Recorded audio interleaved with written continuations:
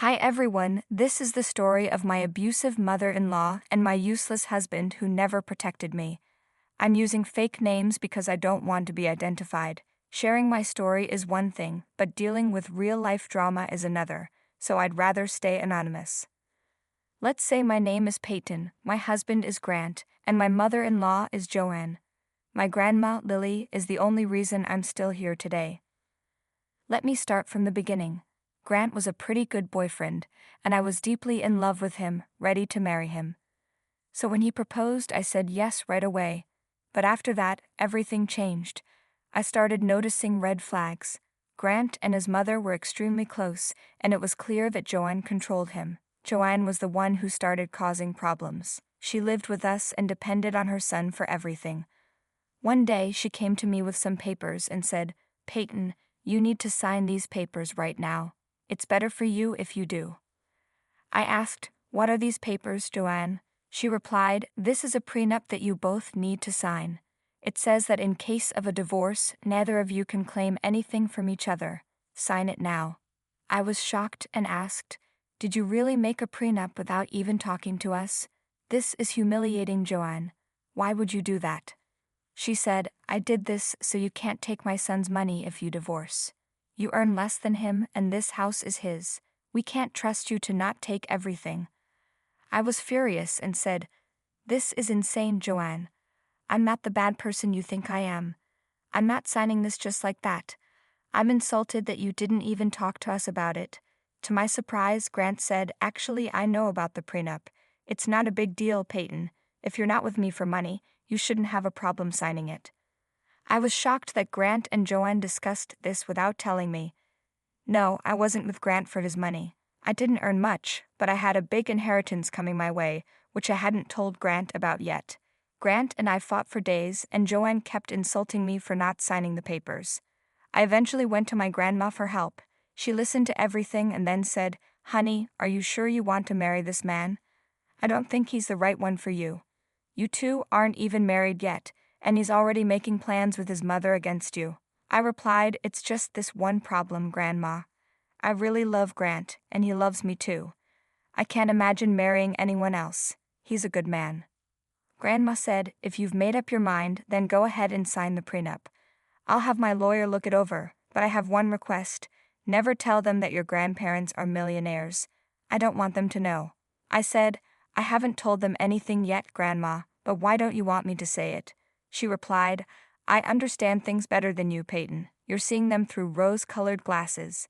Your grandfather and I worked hard to build this fortune, and I don't want anyone taking advantage of you and your money." I assured her, "Grandma, you don't have to worry.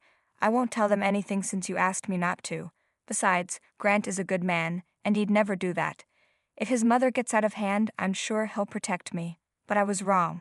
Grant turned out to be a horrible man, and his mother was even worse than I knew. I gave in and signed the prenup, and later realized it was a wise decision. As soon as we got married, Joanne started to abuse me regularly. Even after signing the prenup, she verbally and sometimes physically abused me. I'm too ashamed to talk about everything she did, but there's one incident I need to share because it was the turning point in my marriage. One day, after I got home from work, Joanne stormed into my room with a smirk on her face. She handed me a big bag of clothes and demanded that I wash them. I didn't protest because I was used to her behavior. I knew that if I refused, she'd tell Grant, and they'd both verbally abuse me. It was routine. So I picked up the heavy bag even though it was hard for me. While I was walking down the hall, Joanne tripped me and I fell. I hurt my ankle and screamed in pain. Joanne just laughed and walked away. After putting some ice on my ankle, I called Grant and told him, "Grant, I fell and hurt my ankle. Your mother tripped me today." I had taken her abuse for a long time and finally told Grant, "You need to do something. She's crossed the line." But Grant didn't believe me. He said, "Don't make up lies about Mom, Peyton. She would never do something like that. You just want her out of the house and don't want to do your chores. Stop lying and trying to defame her."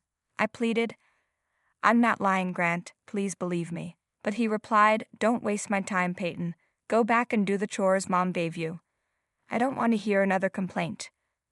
Then he hung up on me. Grant never stood up for me and always acted like I was the problem. I usually kept quiet because I didn't want him to leave me. But this time, I'd had enough. I just couldn't take it anymore. I was secretly seeing a therapist with my grandma's help, and their abuse was becoming too much to handle. It was then that I realized I needed to get out. To make things worse, Joanne sent me nasty texts, saying I deserved what she did and that Grant would never speak against her. I was furious and decided I needed revenge. The opportunity came when my grandma passed away. I was heartbroken but relieved because she had been in a lot of pain. I stayed strong, knowing she was finally free and reunited with my granddad. Grant didn't help me at all when my grandma died. He didn't even show up to the funeral, but when he found out I inherited $250 million, he was in shock and suddenly started being extra nice to me. When we got home the next day, another surprise was waiting for me. Joanne was at the foot of my bed, looking unusually sweet. It was creepy to find her in my room, watching me while I slept. I couldn't believe what was happening. I asked, "What are you doing here, Joanne? No one told me you were coming today, and why were you staring at me while I was sleeping? That's really creepy." She replied, "Oh, I came early to help you with the chores. I made you some tea, and it's right beside your bed. I know how much you love tea, so I got a special batch for you." I said, "You still haven't answered why you were in my room while I was sleeping. It's honestly creepy, Joanne." She said, "I was trying to massage your feet, Peyton. I know you hurt your feet carrying my laundry that day. They must be so sore, so I thought I could massage them for you." I was shocked and said, "You literally tripped me that day, Joanne. How dare you come here and try to massage my feet? Don't you have any shame?" She brushed it off, saying, "Oh, don't be so dramatic. It was an honest mistake. I didn't know you would fall or that the load was heavy. But I've already massaged your foot to make up for it, didn't I?" I was furious and said, "You think massaging my foot will make up for all the abuse? You're insane, Joanne. Get out of my room." "I don't want to see your face right now," she replied sweetly. "All right, I'll be in the kitchen making you breakfast. Don't worry, I'll take care of everything. I'll also make sure Grant has everything he needs. You just take your time and freshen up." Then she left the room, acting like everything was fine. Her sudden change in attitude made my head spin, even as I lay there in bed. I felt like she had invaded my privacy and was acting crazy. Money can make people do strange things, and Joanne proved it. Grant must have told her to avoid my inheritance, which is why she came to visit. But neither Grant nor Duran knew that none of them would get my money. I made sure of that. I got out of bed and dressed in my best clothes. It was my day for revenge, and I wanted to look my best. My therapy had been working well, and I finally had the confidence to stand up for myself. I went to the kitchen with my bag, which had some important papers I needed to send out today. I guess you can tell what I was about to do. I found Grant and Duran in the kitchen. They looked very happy and were whispering to each other. When they saw me, their smiles got even bigger. Grant pulled out a chair for me while Jan prepared a plate. I said, "Why did you make breakfast today? I could have done it myself. You didn't have to go to the trouble." Grant replied, "That's nonsense. I'm happy to do this for you, Peyton. It's no big deal." Jan added, "It's just breakfast. My mom can help you from now on. Once we sell the house and buy a mansion, I'll find a housekeeper. Until then, my mom can take care of everything." I said, "You think buying my medicine is a waste of money, but hiring a housekeeper is okay. How do you plan to buy a mansion? Have you been robbing a bank?" Grant replied, "Don't be ridiculous. We have plenty of money now. You just got a huge inheritance from your grandmother." Grant was right. "Finally, we're millionaires now," he said. "We don't have to worry about money anymore. We can do whatever we want now." Jan said, "Yeah, I've been thinking about quitting my job. Maybe we can take a vacation and have some fun. What do you think?" I laughed loudly at what they said. I couldn't believe my ears. It had only been a day since I received my inheritance, and they were already making plans. They really thought I would just give them the money and let them do whatever they wanted. Did they think a day of fake kindness could erase years of abuse? Joanne and Grant looked uncomfortable with my laughter. They probably realized how ridiculous their plans sounded, thinking I would magically forgive them. After laughing for a few seconds, I said, "My God, it's been just one day since I got my inheritance, and look how much you've changed. Money really does make a difference, doesn't it?" Grant replied, Let's not dwell on the past. We had no idea you were so lucky. We would have treated you better if we knew. Joanne added, yes, you shouldn't hide things from your husband and in-laws, Peyton. That was very sneaky of you. Anyway, what should we do with all this money? I was thinking about buying a house in the Caribbean. Grant chimed in, don't just say house, say mansion or villa. We could even go for a penthouse. That would suit our status better. We're millionaires after all. All my friends will be so jealous of me. I listened to their chatter and then casually took out the documents I had hidden in my folder. Joanne and Grant looked at me expectantly, as if I was giving them papers that would make the money theirs. But they were in for a surprise. Holding the papers, I said, let me correct you guys. We're not millionaires. I am a millionaire now. The money is mine. I got it as my inheritance. Grant said, yes, you got the money, but we share everything. We're married after all, so you should share your money with me. Joanne added, yes, and as your mother-in-law and only surviving family, you should share the money with me too. We're family after all. You're like a daughter to me, just like Grant is my son. I replied, it's funny how I've suddenly become your daughter. Yesterday I was just the woman your son married. Anyway, don't get too excited. We won't be family anymore.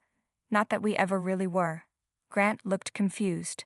What do you mean, Peyton? I'm your mother-in-law, so I'm family. I said, how can you be my mother-in-law if I'm not married to your son anymore? If Grant loses his title as my husband, you'll be nothing to me. Grant asked, what do you mean, Peyton? Why won't I be your husband anymore? What's going on? I calmly replied, I filed for divorce. I did it the day after my grandma died. I won't be staying with you anymore, Grant. You're a terrible husband and don't deserve to be one.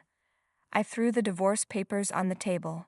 Grant and Jan read the papers, and their eyes widened in shock. They couldn't believe what they were seeing. They looked at each other, worried. I guess they never thought I'd have the strength to file for divorce. Grant said, what is this, Peyton? Why have you filed for divorce? This doesn't make any sense. You think I'm too weak to leave an abusive marriage and stay stuck in it forever? Why are you surprised, Grant? I told you this was coming. I told you the very day Joanne tripped me. My God, why are you still stuck in the past? I've already apologized for that, and I can't change what happened. You need to be more forgiving. This isn't a big enough problem to cause a divorce. Mom has already made up for it. So Joanne, you admit you tripped me and all you say is to get over it? Listen, I'm divorcing you, and you won't get a cent of my inheritance. I can't believe I love someone as awful as you, Grant, and I'm ashamed I tried to impress a monster like you, Joanne. But this abuse ends now. We are definitely getting a divorce, and we can do it the easy way or the hard way. Suddenly, Grant and Joanne looked very angry. They didn't like that I called them out on their behavior.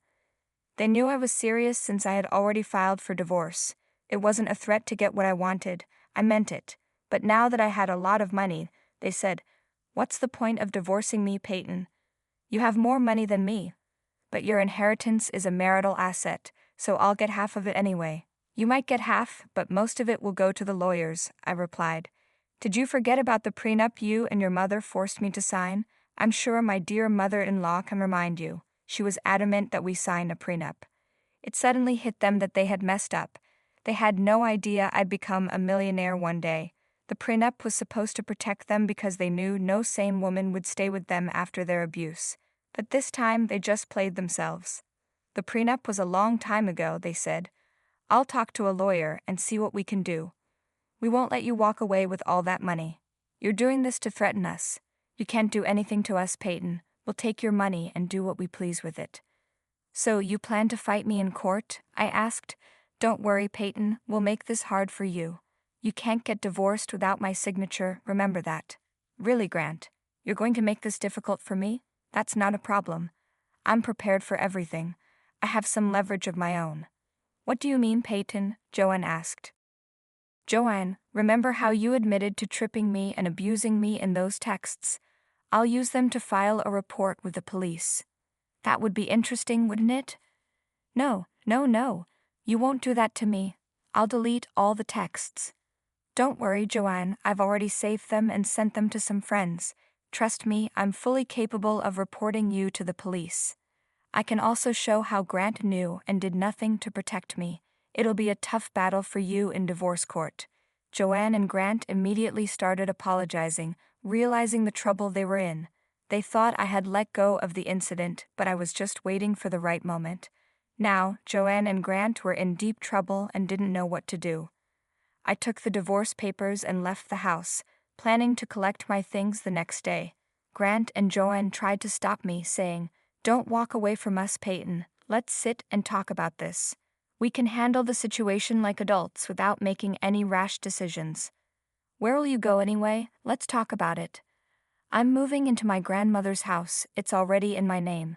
I'll be living there while waiting for Grant to decide on the divorce. I'm taking the papers with me so you can't damage them and make me file again. As for my things, I've taken pictures of everything, so don't even think about damaging or getting rid of anything." Grant and Joanne kept trying to stop me, but I had already called a friend who was waiting for me outside. I got into her car and drove off. Grant and Joanne stood at the door, staring at us the whole time. After arriving at my new place, I contacted a moving company to bring my things from the house. In the months that followed, Grant and Joanne tried their best to change my mind. I kept reminding them about going to the cops because Grant didn't sign the divorce papers. Grant did talk to a lawyer, who told him that the prenup was solid and that he had no way out. After being threatened by me multiple times, Grant was forced to sign the divorce papers. He didn't want his mom in jail, and he knew I would never give him another chance. Grant and Joanne are not talking to each other now. Why? Because Grant didn't take the divorce well and started blaming Joanne for causing problems between us. He was sure Joanne was the reason he missed out on being a millionaire. After countless fights, he ended up kicking her out with nothing. Since Joanne lived off Grant's money, she was left homeless and broke. Last I heard, Joanne was in a homeless woman's shelter with no idea what to do. I made sure everyone knew what horrible people Joanne and Grant were, so they were isolated from others. No one talks to them anymore. As for me, I'm enjoying my new life and watching the aftermath. I'm still living at my grandmother's place because it holds sentimental value to me. I donated some of my inheritance to women's help centers and plan to do more. The rest of the money is invested and secured for my future family. I'm still working at my old job because I don't want to sit idle. Life is good so far, and I'm hopeful I'll meet